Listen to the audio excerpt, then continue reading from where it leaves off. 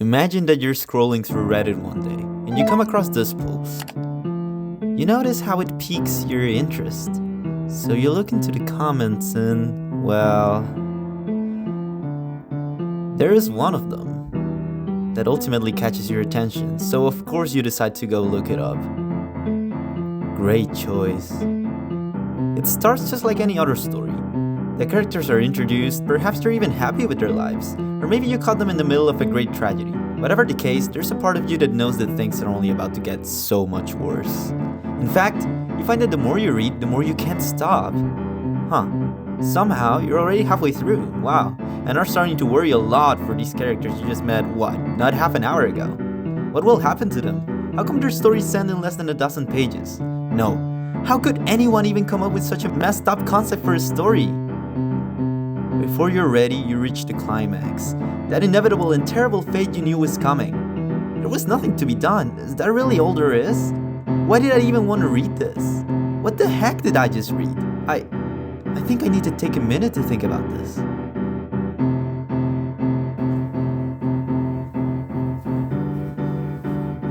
Short stories. What can I Much better. What can I say about short stories apart from I love them? Hi, my name is Rodrigo, and I'm gonna tell you what I think about short stories, especially dark short stories. And, spoiler alert, it's mostly good things. I mean, it's a medium that has got so much content, compressed into this small and digestible vessel. What's not to love about them? And don't worry, most of the things that I'm gonna say will apply to most types of media. Anyways, my first time reading an English written short story with deep and dark themes, just like I like them, was in the 6th grade. One day, my English teacher gave each of us a printed copy of the original Flowers for Algernon. And let me tell you, my mind was blown. I didn't quite understand why or how those 22 pages managed to enthrall me to such a capacity back then, but it was in line with how it made me feel back into introduction. You know, that introduction, that cool one I did a second ago? This story was so different from anything else I had read in the past. I'd recommend you go out there and read it if you want to, but briefly. Flowers for Algernon is a science fiction short story written by Daniel Keyes. In the story, we follow the diary entries of a mentally challenged but pure of heart man called Charlie Gordon. After some testing, he's selected to undergo a surgery that will triple his IQ to over 200. The story deals with the ultimately terrifying concept of exponentially becoming much more intelligent than before, to the point you're starting to leave other people behind, and the anguish of discovering what people truly think of you and the horrors of an archaic society. But more than that, the use of characters, an ever-changing narrator, and even grammar to convey meaning in the text is something else. I could honestly make a whole video essay just on this story. So make sure to like and subscribe and hit that bell if you ever want to see that happen. On a more serious note, just like this one, there are several more short stories out there delving into the complexities of the most basic human concepts through an infinity of lenses. So let me ask you, has a short story, or really any other piece of media with dark themes, ever managed to make you feel this way? Has any author ever communicated something so raw, so touching that it left you speechless? More importantly, seeing how gruesome they can get, why do we keep coming back for more? Well, this question is not anything new, like at all. Aristotle and Augustine themselves pondered about the paradox of tragedy. How is it that non-masochistic, non-sadistic people are able to enjoy watching or reading about fictional situations which are filled with suffering? And why does this only happen with fiction? What differentiates hearing some tragic news on TV to reading something horrifying happening to your main character? How is the simulation of fear and danger much different from what we can potentially experience in our daily lives? Truth be told, we don't really know. The inner machinations of our brains are still quite a mystery to us, but there are some good theories out there. One of them states that we all hold a pent-up excess of pity and fear that subconsciously brings us stress. However, experiencing negative emotions allows us to liberate ourselves from that repressed uncomfortableness. Another good one is that we take pleasure in the knowledge that we're able to feel emotions from mere representations of reality. And this makes us feel more human, even more alive. Personally, I think it's of little importance to our actual enjoyment of dark themes and short stories that we know exactly how or why we enjoy them, I mean, you don't need to know why you enjoy your favorite color or your favorite food, you just do. And if trends are any indication of the popularity of these themes in literature, just look at the dark fiction genre that's so popular among young teens and adults. Better yet, think back to all those shows and games you know and love. They've all got some element of hurt and sorrow to them. They manage to cause these feelings with such intention, don't they? But back to short stories, it may be more pertinent to look at the specific elements of a short story and analyze why they work so well with the dark fiction genre. And the important thing I want to express is that it's not that only short stories can provide this rewarding feeling of darkness in our souls. It's that they concentrate all those ideas into pure, non-filler emotion. With our limited space, most short stories won't introduce more than just a couple important characters. Flowers for Algernon only has a handful that play significant roles, even though connection with other people is a main theme in the story. To Build a Fire focuses only on one man and his dog, as he tries to get through an impossible journey. Having fewer characters, though, means that they can be really well fleshed out, and that their reactions to the story elements is more on the focus of the reader. Similarly, the setting tends to be very invariable, even static throughout the whole story.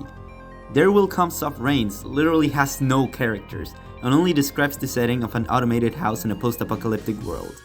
Despite this, the setting is instrumental to short stories. One could say that it's the most important element because they're the setup to whichever catastrophe is about to come. The plot of short stories can't afford to have any filler content. The metamorphosis drops us straight into the moment Gregor has become a cockroach. They don't even bother explaining to us the why or the how. They tend to go straight into what's important, which in this case is actually the conflict. The main conflict is the driving force of the whole story. It builds up to it, and after it is solved there's nothing else to tell, so the story ends.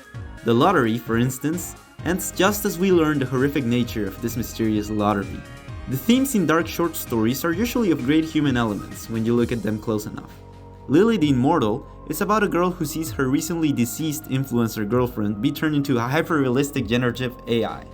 But really, the story is a reflection about corporate greed and consumerism. Short stories usually revolve around only a couple big themes, because they have a specific purpose they want to fulfill in their short span. Basically, short stories excel at transmitting one specific message in a very succinct and effective way. That's why you see so many short stories with dark themes, because the author can just get into what he wants to transmit and doesn't have to bother with all the other story elements that don't really add too much to that subject. What did I have to... Wait. Alright, now I have to talk about the benefits!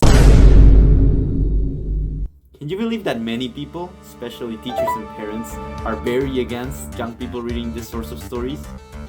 There have actually been many protests and bans over the years concerning this topic. So we can just let young children watch whatever they want on social media and on the news? Both of which aren't really known for being family friendly. Quite the opposite actually.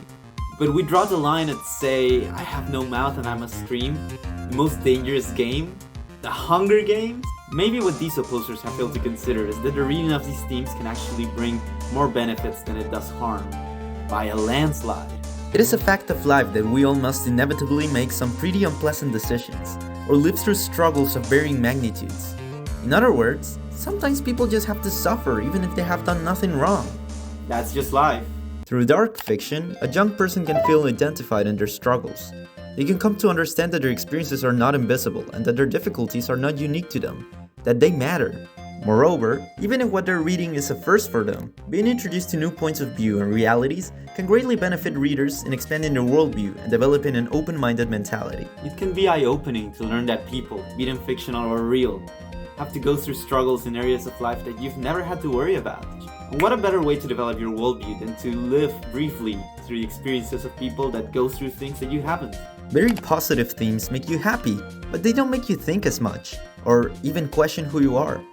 Dark fiction keeps you grounded and reminds you that, even if not pretty, gruesomeness is part of the human experience, and that there is more to reality than the eyes can see.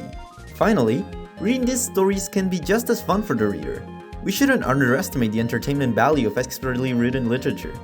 Not to mention that people are actually more affected by negative ideas, by the effect of negativity bias. The unusual, the uncommon, and the uncomfortable are greatly interesting to the human mind. and these themes tend to have more nuance to them than single-faceted, happy endings. What any concerned person has to know is that being in control of what you experience is a big factor into how it affects you. It's simply a fact that reading about a fictional murder and about a real one are completely different experiences. If anything, wouldn't you prefer for someone to find out about the inevitable tragedies that you have to go in life through fiction, rather than to hit in them all at once when it happens to them or someone they know? Not to mention, dude, you're a little protesting against people reading and learning. Why would you ever be against that? Boo, I'm a bug. I'm gonna destroy your family. All in all, short stories with dark themes and their ability to transmit these harsh realities in an effective and transformative way are of great value to readers, especially an audience of young developing readers.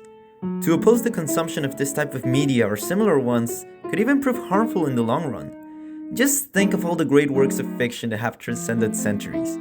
Do you notice how they all have elements of tragedy in them? To quote Oscar Wilde, "It takes a great deal of courage to see the world in all its tainted glory, and still to love it."